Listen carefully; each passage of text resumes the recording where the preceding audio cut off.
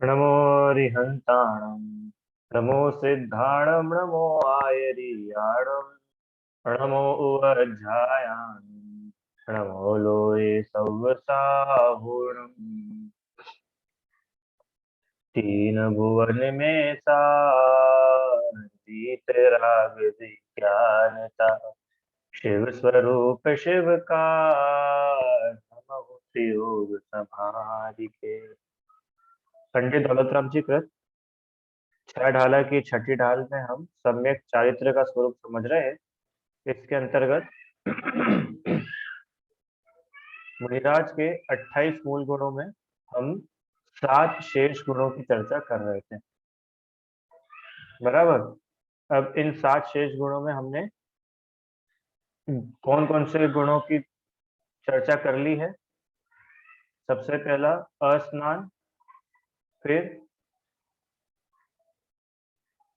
स्नान के बाद अदंत धोवन, फिर अदंत धोवन के बाद नग्नता और चौथा भूमि शयन। चार चार की हम चर्चा कर चुके हैं।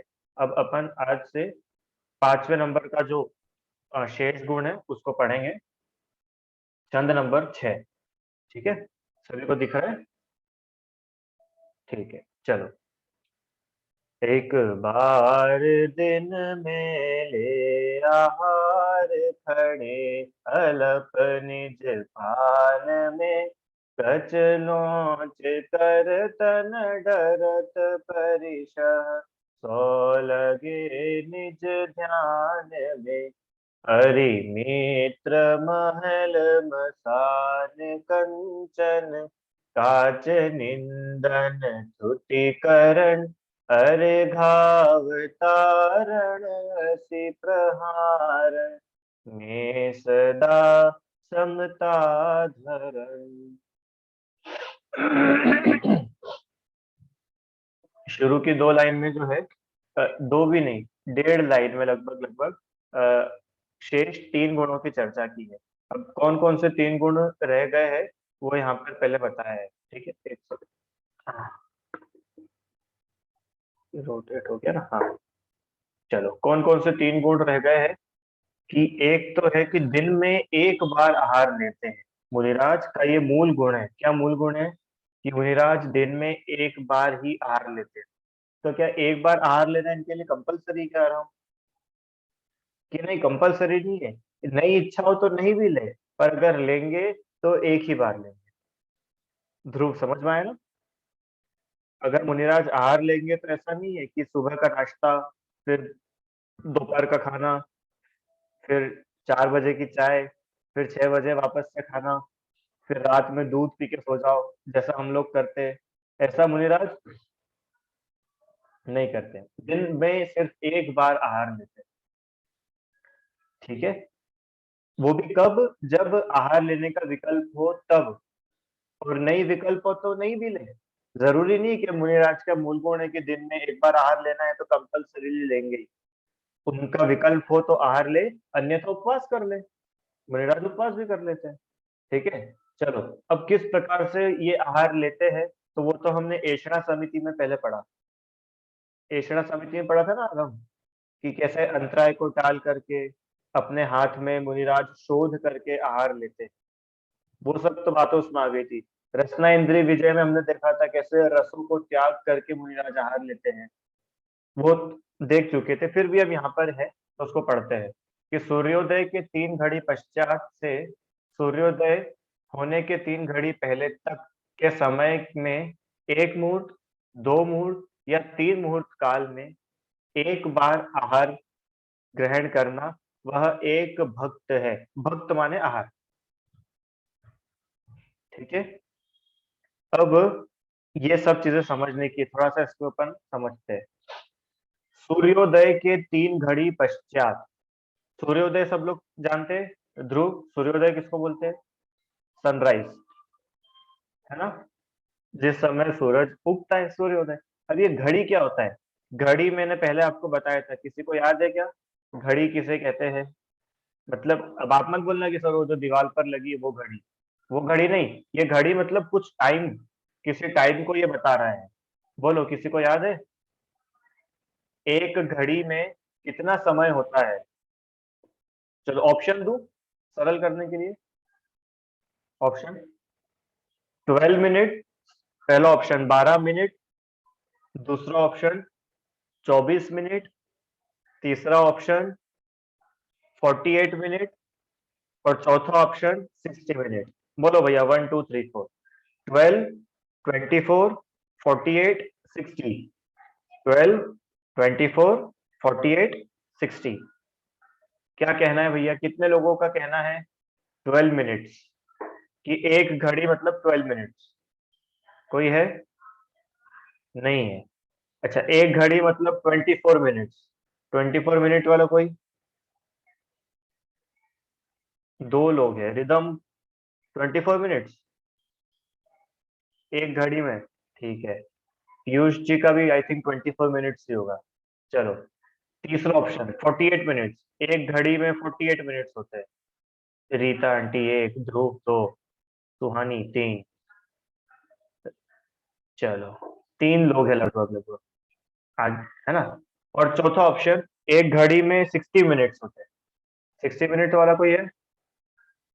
नहीं, 60 वाले तो कोई नहीं, क्योंकि 60 मिनट्स तो आपको पता है, 60 मिनट्स मतलब 1 घंटा होता है, एक घड़ी नहीं होता है। चलो, अब 48 मिनट वालों के पास चलते हैं। क्यों भैया, 48 मिनट अगर एक घड़ी हो जाएगा तो तुम एक मुहूर्त किसको बोलोगे? अंतर मुहूर्त बोलते हैं ना अपन, अंतर मुहूर्त माने 48 मिनट्स के भीतर। तो मुहूर्त मतलब 48 मिनट और घड़ी मतलब 24 मिनट। अब याद रखेंगे सभी लोग, घड़ी मतलब 24 मिनट, मुहूर्त मतलब 48 मिनट। ये दो चीजें याद रखना। अब तीन घड़ी, अभी तीन घड़ी मतलब क्या हुआ? तीन घड़ी मतलब 24 + 24 + 24 कितना हुआ? 24 + 24 + 24 कितना हो गया?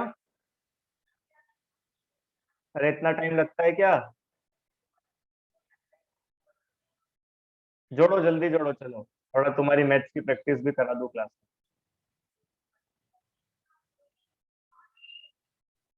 बोलो और हम 24 × 3। Sir 72 minutes. ठीक है, अच्छी बात है। 72 मिनट्स। ओके रिदम, 24 + 24 + 24, 24 + 24 48, और 48 + 24 72। ठीक है, पक्का? हाँ। तो सूर्योदय के 3 घड़ी पश्चात, मतलब जब सूर्योदय हुआ, मान लो सुबह 6 बजे सूर्योदय हुआ, तो सूर्योदय के 72 मिनट्स बाद से लेकर के, मतलब 72 मिनट्स कितना हुआ? कि 6 बजे सूर्योदय हुआ, तो 72 मिनट्स मतलब 7 बज के 12 मिनट, है ना? 60 मिनट का तो 1 घंटा, और बचे हुए 12 मिनट और जोड़ लो। तो 7 बज के 12 मिनट से लेकर के, अब सनसेट कितनी बजे हो रहा है? कि अपन 6 बजे मान लो, कि शाम को 6 बजे सनसेट हो रहा है। तो शाम को 6 बजे के 72 मिनट्स पहले तक, तो कितना हुआ 72 मिनट्स पहले? मतलब 1 घंटा कम करेंगे तो 5, और उसमें से भी अपने को 12 मिनट कम करना है, मतलब 4 बज के 48 मिनट्स, मोटा मोटा, है ना? 4:45 मान लो अपन, 4 बज के 48 मिनट, 4:45।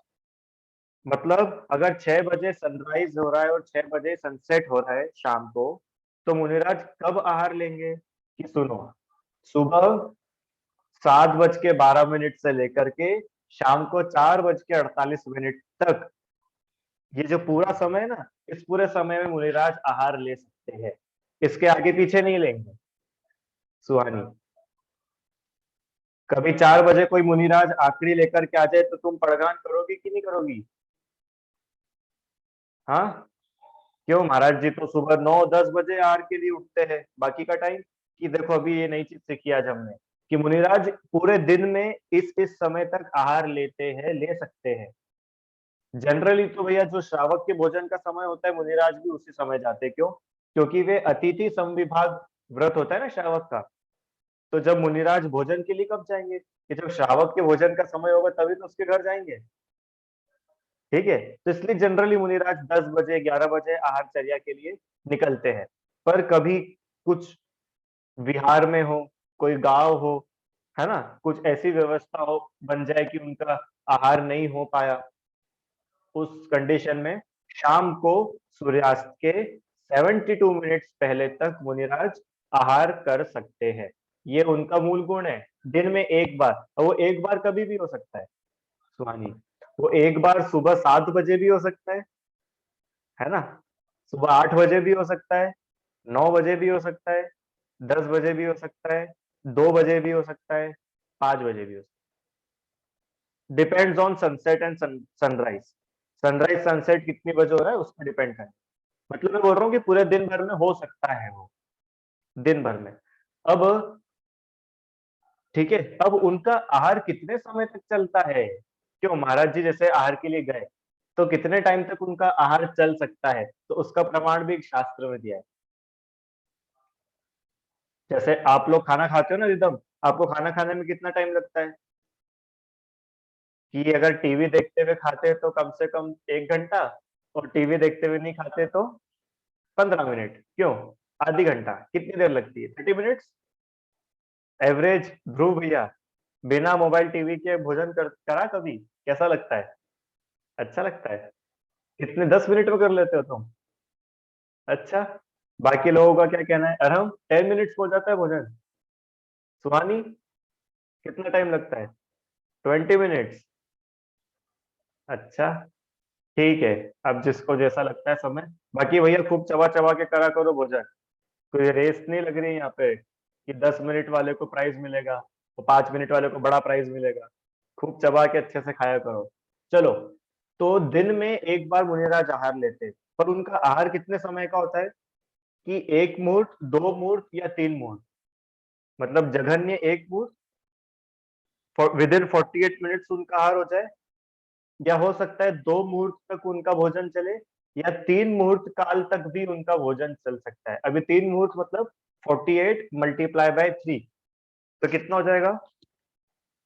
48 multiply by 3, 96। 96 प्लस 48, 8 और 6 14, 9 और 4 13, और एक 14, 143। 143 मिनट्स, 143 होगा क्या? कितना होगा भैया, मेरा गणित कमजोर है। बता, लगा लेना आप लोग अपने हिसाब से। 48, हाँ ध्रुव, ये कैलकुलेटर में दिखाएंगे भैया मोबाइल से। करो चलो, 48 × 3, 144।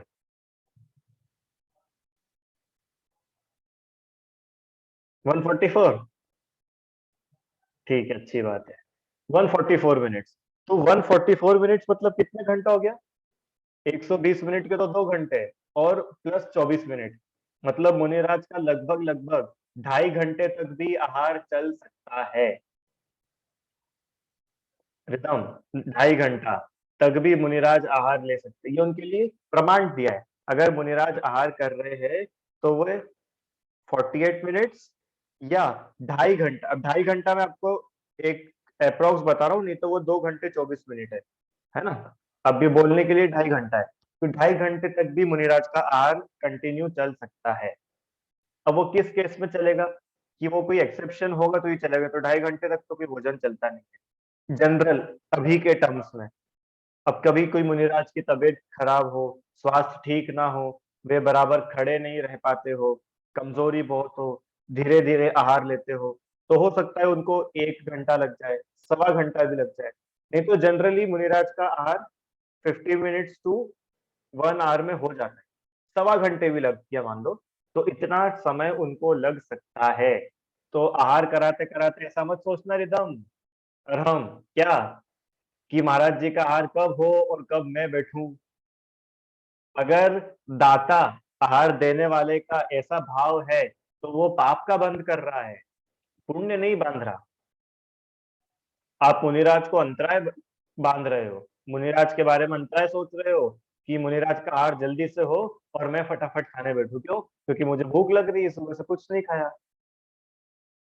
तो ये आपकी भक्ति की कमी है। इसलिए वहां पर उन्होंने बता दिया कि कोई ऐसा नहीं समझे कि महाराज जी तो बहुत भुक्कड़ है। क्यों बहुत भुक्कड़ है?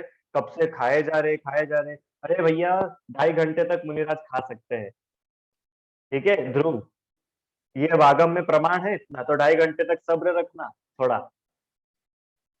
चलो, अब एक चीज इसमें और छूट गई है, वो भी आपको बता देता हूँ।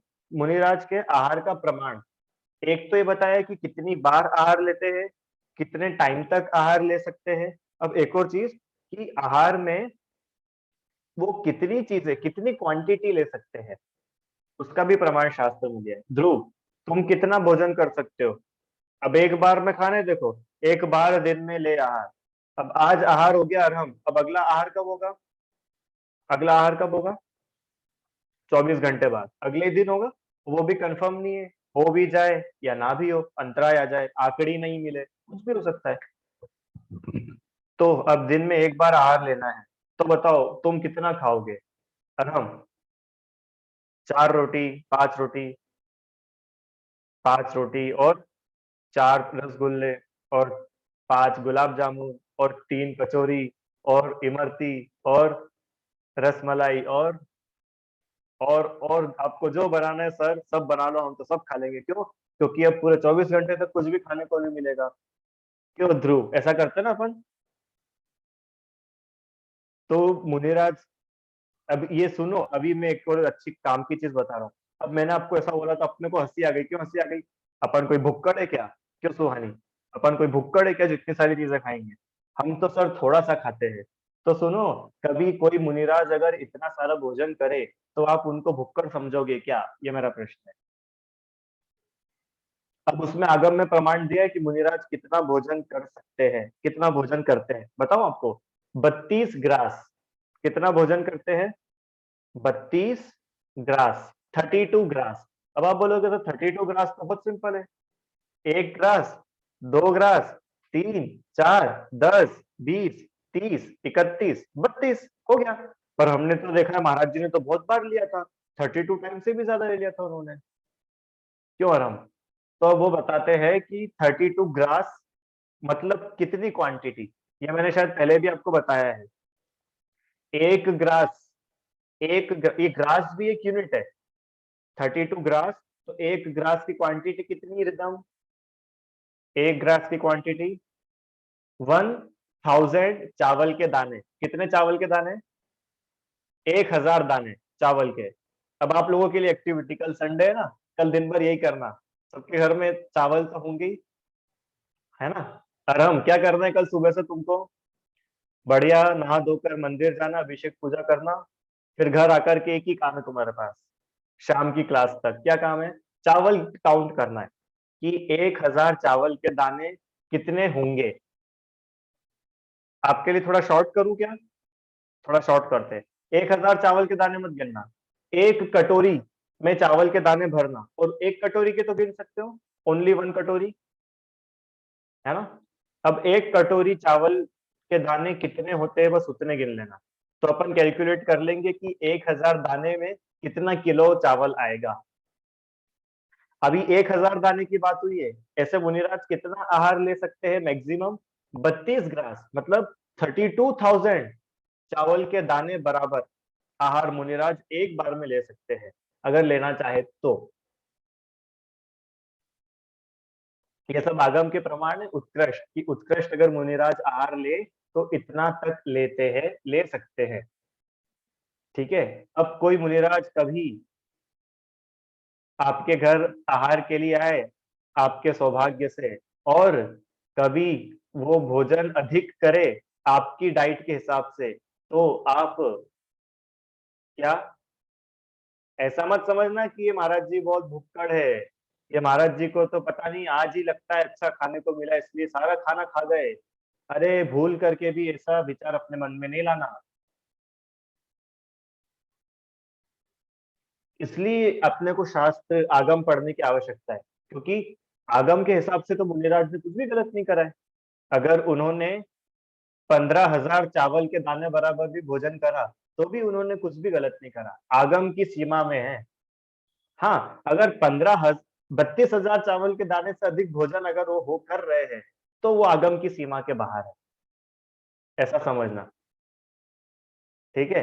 पर पहले भी इतना समझने के लिए अपने को ये तो काउंट करना पड़ेगा कि 1000 चावल के दाने बराबर कितने किलो चावल, तो उतने किलो चावल के हिसाब से अपन 32 ग्रास में कितना किलो भोजन होता होगा उसको अपन मेजर करेंगे। ठीक है, देखो मेरे को बहुत टाइम से ये एक्टिविटी करनी थी पर मैं तो गिन नहीं पाया चावल के दाने, अगर आप लोग थोड़ी हेल्प कर लो तो कल शाम तक अपने को पता चल सकता है। ठीक है राम, सिर्फ एक कटोरी गिनना है तुमको।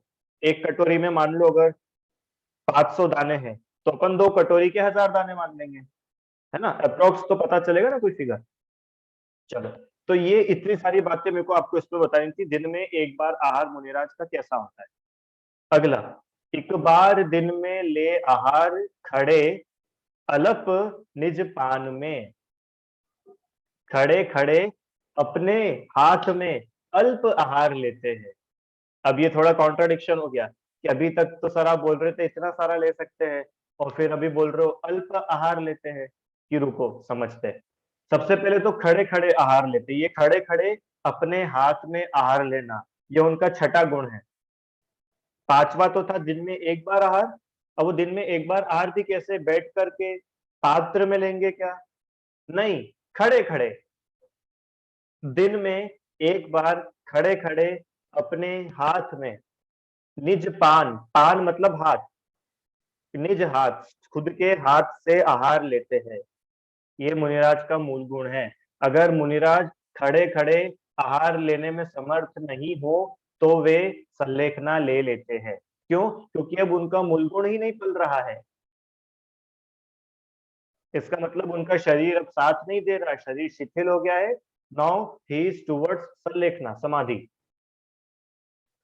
ठीक है, अपने हाथ में अगर आहार नहीं ले पा रहे हैं, उनके हाथ की अंजलि नहीं बनती हो, हाथ इतना कमजोर हो जाता है, हो गया हो शरीर में कमजोरी कि हाथ बंधता ही नहीं है, छूट जाता है, उस केस में मुनिराज संलेखना धारण करते। क्यों? क्योंकि अब इस शरीर में ज्यादा ताकत नहीं बची, तो अब हम संलेखना की तरफ। ठीक है, एक बार दिन में ले आहार खड़े खड़े होकर के अपने हाथ में अल्प भोजन मुनिराज करते हैं। ठीक है, अल्प भोजन मुनिराज करते हैं। भीत खंबे आदि का सहारा लिए बिना मुनिराज, अभी खड़े होकर के जो आहार है ना, खड़े होकर के आहार में क्या क्या बातें इंक्लूड करेंगे। सबसे पहले बिना किसी सपोर्ट के, बिना कहीं पर टिके, बिना किसी खंबे को ठीक करके या दीवार से टिक करके, विदाउट एनी सपोर्ट खड़े खड़े मुनिराज आहार लेते हैं, पहला।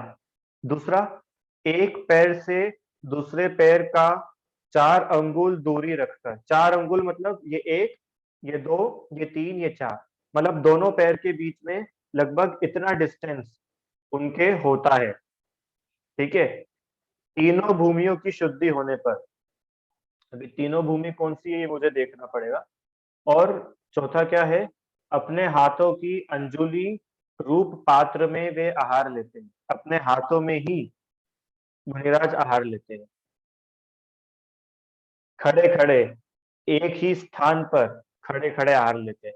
अब देखो खड़े खड़े तो आप और हम भी खाते हो, बहुत बार शादियों में जाके खाते हो ना, पर अपना खड़े खड़े खाना और मुनिराज का खड़े खड़े खाने में बहुत अंतर है। क्यों सुहानी?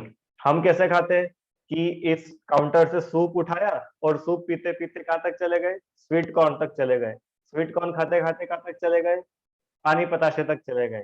तो मुनिराज ऐसा नहीं करते कि चलो इस चौके में तो अपन ने मीठा ले लिया, अब अगले चौके में चलो चलो वहां क्या बना है वहां देखते, नहीं, एक ही स्थान पर खड़े होकर 1 इंच भी नहीं खसकते वहां से, 1 इंच भी, वहीं खड़े होकर के आने। ठीक है, चलो अगली स्लाइड में पढ़ते हैं। खड़े होने के स्थान पर जहां उच्छिष्ट गिरता हो, जहां दातार खड़े होकर आहार देते हो, ये 3 स्थान, क्या लिखा है, ये 3 स्थान जंतुओं के वध मर्दन आदि दोषों से रहित होना चाहिए। हाँ, ये 3 भूमि ही हो गई, ये जो पहले लिखा था ना तीनों भूमियों की शुद्धि होने पर, तो कौन कौन सी 3 भूमि, 3 स्थान शुद्ध होने चाहिए। कौन से 3 स्थान? कि सबसे पहला तो जहां पर मुनिराज स्वयं खड़े हैं वो स्थान शुद्ध होना चाहिए। शुद्ध होना चाहिए मतलब वहां पर जीव जंतु ना हो, वहां पर घास ना हो, वहां जीवों की हिंसा ना होती हो, वो स्थान ऊपर नीचे ना हो, प्लेन सरफेस हो, ऐसी जगह होना चाहिए। दूसरा, जहां उच्छिष्ट गिरता हो। उच्छिष्ट मतलब पता है आपको? उच्छिष्ट मतलब, उच्छिष्ट मतलब क्या होता है? किसी को पता है? उच्छिष्ट मतलब होता है झूठा। झूठा, झूठे को बोलते हैं उच्छिष्ट। तो मुनिराज जहां पर खड़े हो, वहां पर कोई जीव की हिंसा नहीं होना चाहिए। जहां पर वे आहार ले रहे हैं और झूठा मतलब उनकी अंजलि से अगर कुछ गिर रहा हो, तो जिस जगह वो गिर रहा है उस जगह कोई जीवों की हिंसा नहीं होना चाहिए। आपने देखा होगा मुनिराज जब आहार लेते तो नीचे एक पात्र रख देते हैं, और वो पात्र को भी पहले देखते हैं कि उसमें कोई जीव जंतु तो नहीं है, फिर खड़े होकर के उसके आगे आहार लेते हैं। क्यों? क्योंकि वहां पर अगर भोजन गिरेगा तो जीव की हिंसा होगी, अहिंसा महाव्रत में दोष आएगा। दो, तीसरा, कि जहां पर दाता माने श्रावक खड़े होकर के आहार दे रहे हैं, वो जगह भी शुद्ध होना चाहिए। कैसी शुद्ध होना चाहिए? कि जहां पर आप और हम जैसे श्रावक खड़े होकर के मुनिराज को आहार दे रहे हैं, उस स्थान पर भी किसी जीव की हिंसा ना हो, हमसे कोई चींटी आदि ना मर जाए। होता है ना बहुत बार ऐसा कि मुनिराज से तो हिंसा नहीं हुई, मुनिराज की अंजलि में तो कुछ नहीं आया, पर आहार देने वाले के पैर से चींटी मर गई, मुनिराज को अंतराय हो जाता है ना। इस प्रकार से मुनिराज स्थानों की, भूमि की शुद्धि देख करके आहार ग्रहण करते हैं। ठीक है। अब कुछ एक दो पॉइंट्स इसमें और है, वो भी मैं आपको बता देता हूँ, है ना, अपन कर ही लेते हैं। अब खड़े होकर के ही आहार क्यों लेते हैं, और हम बैठ करके आहार लेने में क्या प्रॉब्लम है? किसी को पता है इसका रीजन? मुनिराज खड़े खड़े क्यों आहार लेते हैं? बैठ करके शांति, देखो एक ही बार खाना है तो कम से कम शांति से बैठ करके खाओ। क्यों रीता आंटी, ऐसा होता है कि नहीं? जैसे कोई बच्चा दिन भर में एक ही बार खाना खाए तो मम्मी क्या बोलती है उसको कि अब तू एक ही बार खाना खा रहा है तो इतनी हाय तौबा क्यों मचाता है, शांति से एक बार बैठ के अच्छे से खाना खा ले, शांति से बैठ के खाना खा, है ना। तो मुनिराज को भी जब दिन में एक बार आहार लेना है तो वो शांति से बैठ करके करे ना भोजन, मस्त बिल्कुल बढ़िया। क्या समस्या है? खड़े खड़े क्यों आहार लो?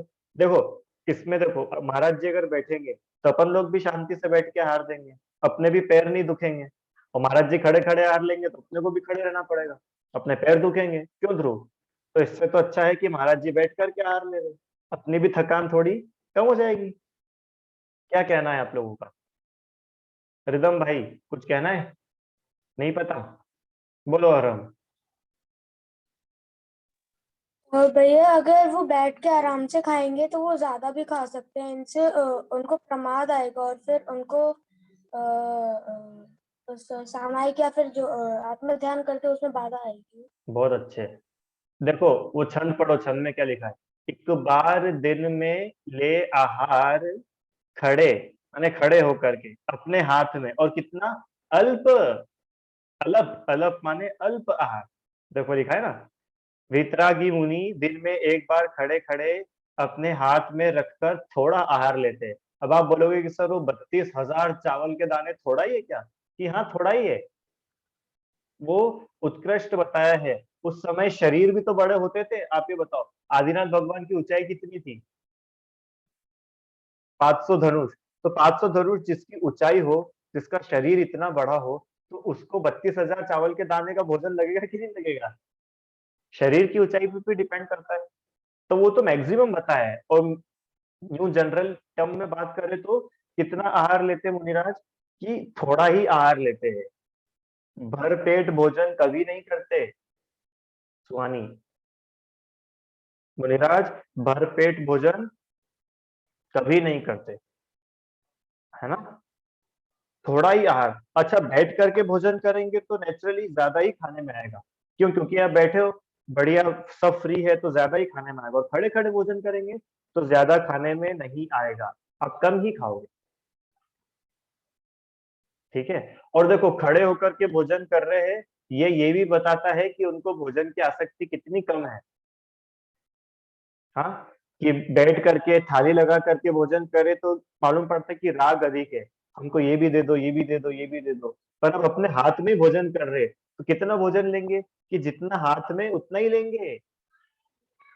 तुम बाहर थालियों में कितना सजा के रख लो, मुनिराज लेंगे कितना, कि जितना उनके हाथ में है मात्र। इसलिए अपने हाथ में लेते हैं, बर्तनों में नहीं लेते, कि चलो महाराज जी को तो परिग्रह हो जाएगा, श्रावक बर्तन रख ले। क्यों, महाराज जी तो बर्तन रखेंगे तो उनका परिग्रह बढ़ेगा।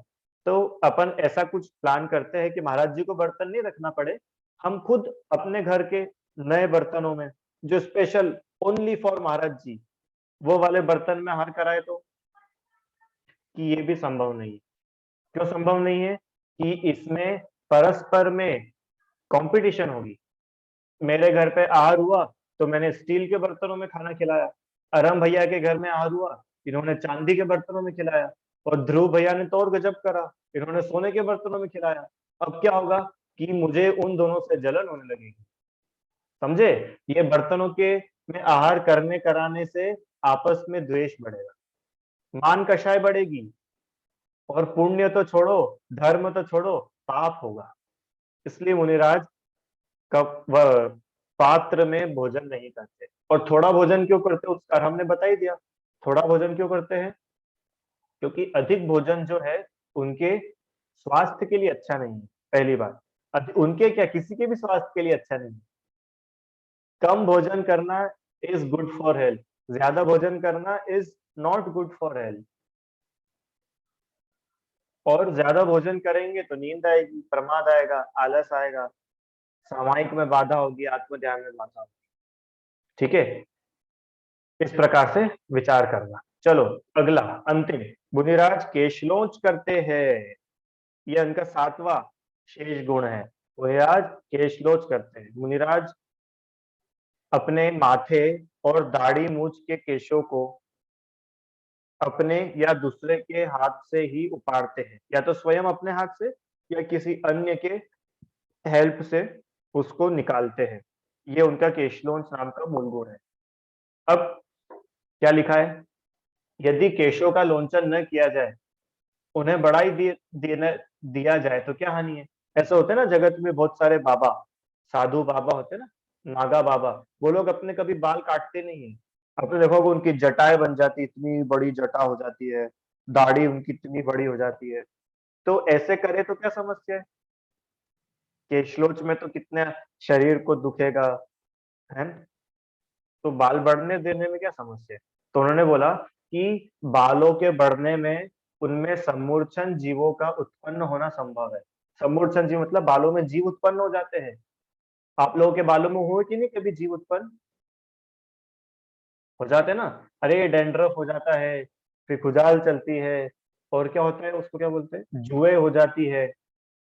हाँ जुए हो जाती है, तो ये सब क्या है, बड़े बाल होता है, पसीना आता है, और उसमें जीवों की उत्पत्ति होती है। और उनके अधिक रहने से उनमें रागादि भाव भी पैदा हो सकते हैं। अब मान लो अगर महाराज जी के बाल बड़े रहे तो क्या होगा, अब बाल बड़े हैं तो उसमें राग होगा, अब नई नई हेयर स्टाइल बनेगी। इन महाराज जी की ऐसी हेयर स्टाइल, सोचो अगर ऐसे महाराज जी की ऐसी अलग अलग हेयर स्टाइल रहे तो फिल्मों के सुपर, वो फिल्म के हीरो होते कि नहीं, हीरो सलमान खान की अलग स्टाइल, शाहरुख खान की अलग स्टाइल क्यों, ऐसे महाराज जी की भी अलग अलग स्टाइल रहे तो ये बाल अगर बढ़ेंगे तो ये राग बढ़ाएगा, शरीर के प्रति ममत्व बढ़ाएगा, मिथ्यात्व का पोषण करेगा। इसलिए वो जड़ से ही मिटाते हैं, बोले हमको हेयर स्टाइल क्या, हमको हेयर ही नहीं चाहिए। जहां बाल थोड़े से बड़े और उन्होंने अपने हाथ लिया और उनको उखाड़ के फेंक दिया। अब इसका भी काल है, 2 मंथ, 3 मंथ और 4 मंथ। मिनिमम 2 महीने के अंदर मुनिराज केशलोच करे, या अधिकतम 4 महीने के अंदर। मुनिराज नियम से केशलोच करते ही है। ठीक है, कम से कम समय है 2 महीना। 2 महीने तो लगती है बालों को आने में, माने इतना बड़ा होने में कि वो हाथ में पकड़ में आ जाए। अब क्यों केशलोच करते हैं, कि सुनो, 4 पॉइंट्स, अच्छे पॉइंट्स है। हाथों से केशलोच करने से मुनि की आत्मीय शक्ति, उनकी धीरता वीरता का परिचय मिलता है, उनका बल समझ में आता है ना। और यह एक प्रकार का तप है, क्योंकि इससे काय क्लेश पर विजय होता है। शरीर को कष्ट हो तो भी मुनिराज आनंद में रहे, शरीर से अपनत्व छूटता है। ठीक है, इससे जैन लिंग के गुण भी प्रकट होता है। जैन लिंग का गुण मतलब जो जैनत्व है, जैन पना है, उसकी पहचान है केशलोच। अन्य जगत में कोई भी केशलोच नहीं करता। अकेले जैन लोग ही केशलोच करते, 3 पॉइंट। और चौथा क्या लिखा है, ये आ गया ना, निर्ममत्व और धर्म में दृढ़ता, समझ में आती। ठीक है, अब इसके बारे में एक पॉइंट आखिरी है कि भैया हाथ से ही क्यों करते हैं। चलो ये समझ में आए कि केशलोच करना जरूरी है, बाल नहीं बढ़ाना चाहिए, पर अब तो थोड़ा डेवलप हो गया है। पहले तो इतने सारे टूल्स नहीं थे, क्यों सुहानी, पहले तो इतना सब इनोवेशन नहीं हुआ था। अब कैंची आ गई है, कैंची तो छोड़ो, उस्तरा आ गया है, अरे उस्तरा भी छोड़ो, अब तो ट्रिमर आ गया है। क्यों, ट्रिमर लो, जन जन जन जन जन जन जन करके सारे बाल साफ। क्यों ध्रुव, क्या समस्या है, कर सकते कि नहीं ऐसा, कर सकते, क्या प्रॉब्लम है ट्रिमर में। कि सुनो क्या समस्या है ट्रिमर में, कि मुनिराज उस तरह कैंची आदि का प्रयोग नहीं कर सकते, आदि में सब लगा लेना, है ना, क्योंकि यदि वे उस तरह आदि को अपने पास रखेंगे तो उनको परिग्रह होगा। पहली बात कि अगर महाराज जी खुद अपने पास में रखने लग जाए तो उनका परिग्रह हो जाएगा, अब परिग्रह रखना नहीं है। तब दूसरी बात कि चलो खुद ना रखे, श्रावकों से मांग लेंगे, जिस भी जगह जाएंगे वहां के श्रावकों के पास कैंची, उस तरह ट्रिमर कुछ तो होगा ही ना।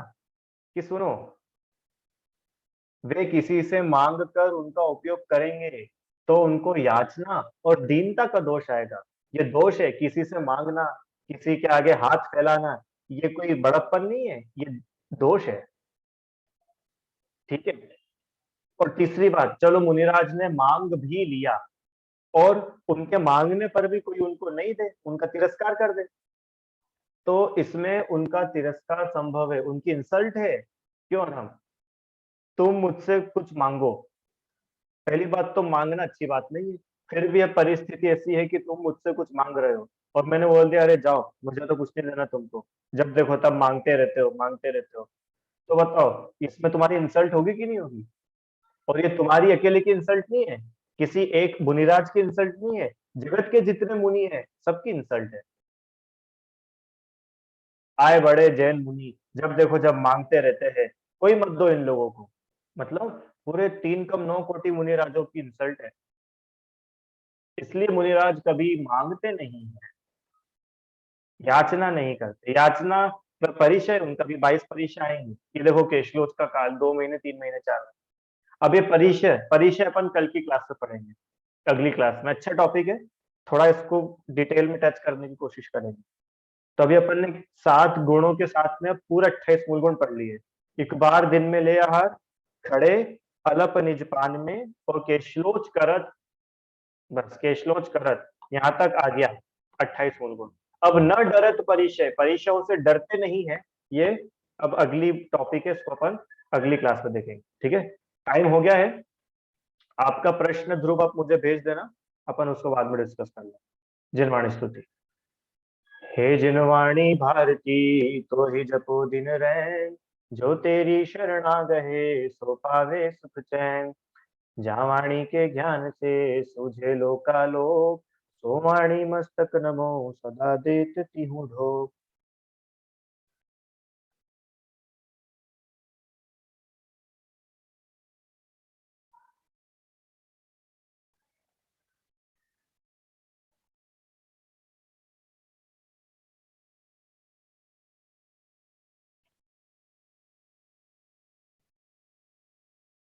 जय बोलो द्वारसांग में जिनवाणी माता की जय। जय जिनेन्द्र।